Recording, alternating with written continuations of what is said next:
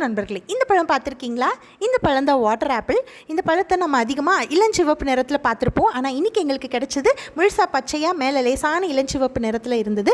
இந்த பழத்தை ரெண்டாக வெட்டி உப்பு தூவி சாப்பிட்டு பார்த்தப்ப லேசான புளிப்பு சுவையில் இருந்தது.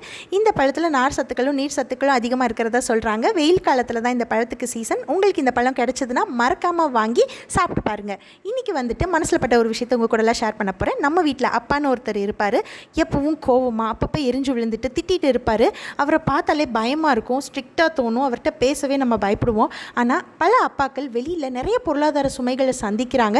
வீட்டில் உள்ளவங்ககிட்ட அவங்க பொருளாதார கஷ்டங்களை அவங்க பகிர்ந்து கொள்வது கிடையாது. ஆனால் வீட்டில் உள்ள ஒவ்வொருத்தரோட தேவைகளும் வந்துட்டு பூர்த்தி ஆகணும்னு சொல்லி அவங்க ஒவ்வொரு நாளும் முயற்சிக்கிறாங்க.